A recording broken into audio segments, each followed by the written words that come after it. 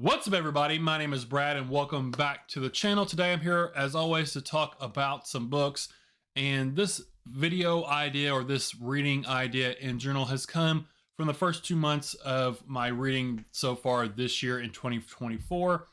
As you can tell by the title of the video, this I think is going to be the year of reading Robert McCammon for me. In January I started reading Swan Song, which is his big epic post-apocalyptic book. Swan Song is to Robert McCammon as what The Stand is to Stephen King. And then in February, I started reading his other book, Mine, which was a book club pick. I think it was from the From Hell book club pick hosted by Kelly from Kelly Hooked on Books. That was over on her channel in Discord. I'll link to her channel down in the description. But I started reading both of these books, and I'm very much enjoying both of them. And Robert McCammon, he's an author that I have not read much from. I've only read 2 of his books previously. I loved both of those books. I didn't just like them. I loved both of the books I've read from him. I read The Listener, which was the first book I ever read from him, and that's one of his more recent ones, and it was just amazing. I loved the story. I loved the characters, the writing. Everything about it was fantastic. It made me cry at the end of it. It checked off all the boxes for me.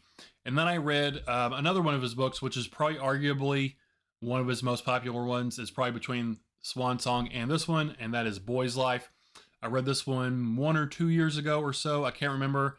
I think I did the audiobook, if I'm not mistaken. I can't remember for sure, but I read Boy's Life, and I loved it as well. A coming-of-age story, one of the best coming-of-age stories I've ever read.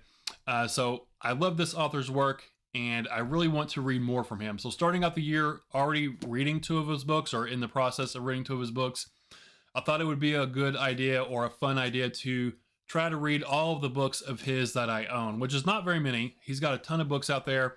I own, I don't know, maybe 5 or 6 over here. So I thought it'd be fun to try to read as much of his work that I can this year, sort of set it as a goal, year-long goal, make it the year of Robert McCammon. So that's what I'm going to do. So like I said, I'm already reading Swan Song. I started this one in January. It's post-apocalyptic. It is fantastic. This one is brought about by nuclear war, so it's different than, it's not a zombie apocalypse or a virus or anything. It's nuclear war, and I'm loving it. I'm loving the characters. Joshua Hutchins, Black Frankenstein. He's a wrestler, like WWF wrestler. His ring name is Black Frankenstein. He's probably my favorite character. Followed close second by, I'm blanking on their names. I want to say Mary Terror, but that's from Mine. It is Susan. Oh man, Sister Creep is the other character's name that I'm really enjoying. She's a homeless lady that was living in New York City. I'm really enjoying both of those characters, and the villain is interesting. I haven't seen much of the villain yet. He seems to be some sort of shapeshifter or whatnot, so I'm very curious to see. I think he's just sort of the embodiment of death and destruction. He can sort of shapeshift and take on different forms.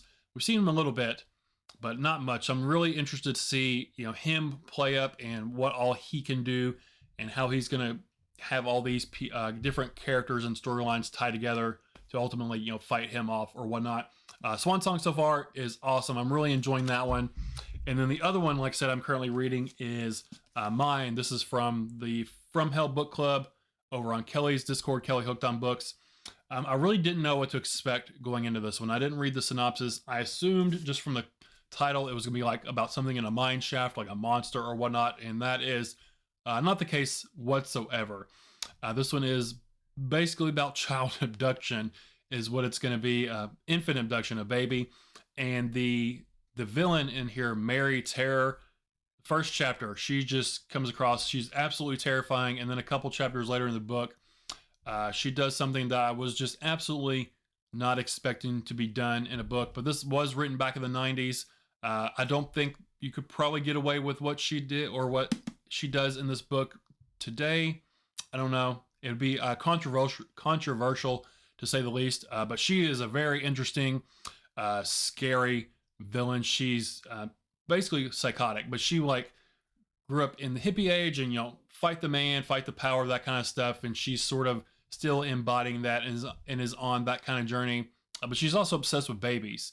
And she doesn't have one of her own, and I think she's going to end up basically kidnapping the other main character's baby, Laura. She's like 38 weeks pregnant. Her baby's due soon. I think their paths are going to cross, and that baby is going to get stolen, which is going to be terrifying because Mary is not a very good person whatsoever.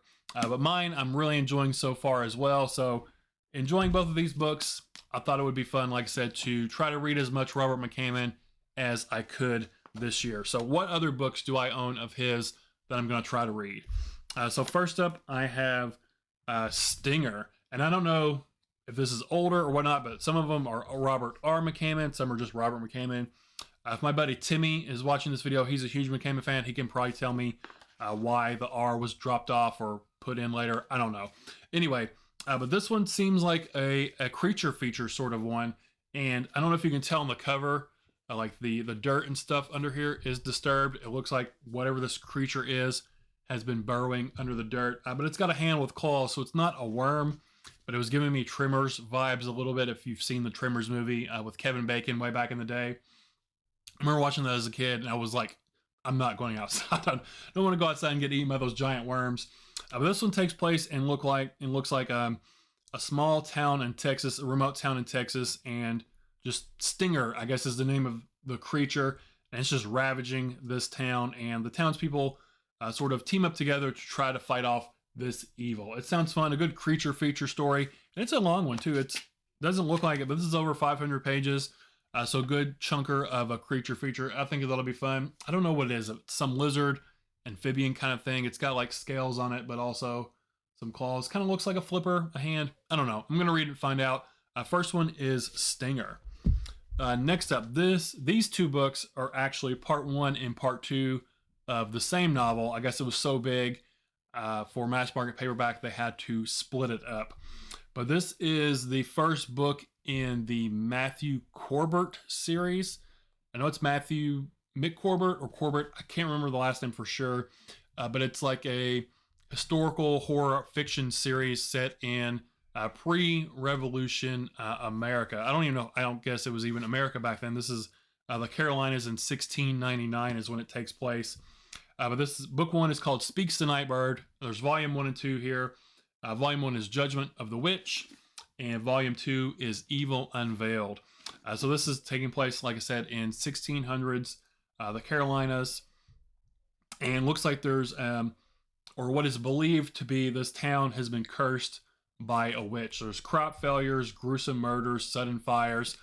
So a good old classic, witch hunt story is what it sounds like, with probably some other evils thrown in. This is I don't know, 7, 8, 9 book series or so. Matthew Corbett going along. I'm guessing it all takes place in the 16 and 1700s. I don't guess there's time travel or anything like that. But I love historical fiction set in, early pre-revolution America will sound fun. And doing with witches, the Salem witch trials and stuff like that. I don't know what year that took place, if that would have been before or after 1699. But people were really scared of witches back then. So this sounds fun. Like I said, this is book 1. It's 2 parts together. Speaks of Nightbird is the name of the book.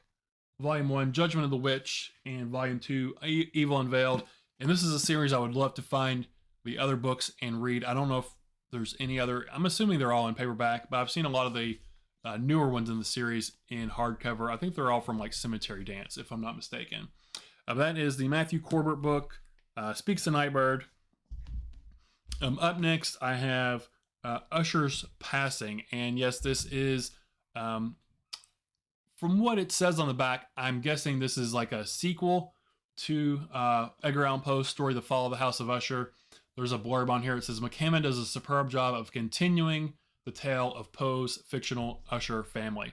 So I'm assuming it's a sequel and not like a reimagining like Mike Flanagan had on Netflix recently, which was also amazing. Either way, I'm excited for this one, whether it's a sequel or a reimagining. If it is a sequel, it sounds like it's set in more modern times because it's talking about the House of Usher has grown wealthier and more powerful on the invention and sale of murderous military weapons. So, and this one sounds like they're selling weapons, and then in the Netflix special they were selling pharmaceuticals and stuff. So different take, probably kind of the same thing, greed and money and all that kind of stuff is what they're after. It looks like the heir to the House of Usher now, Rix, has to go back to the House of Usher, and he discovers the terrible secret or whatever that's going to be there that has been plaguing the family for generations. So this sounds fun. This one I've heard mixed reviews on. I've heard bad things about it and good things about it, but I'm excited for it. I really like Edgar Allan Poe's story. I like the Netflix adaptation, and there was also What Moves the Dead by T. Kingfisher was also an adaptation of the Fall of the House of Usher story, which I really enjoyed. So I think I like that story. I'm hoping I enjoy this one as well. This is Ushers Passing.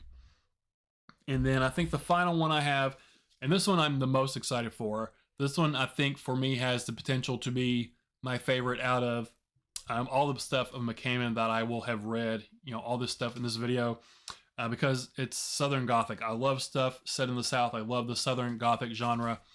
This one is Gone South, aptly named since it's a Southern Gothic story.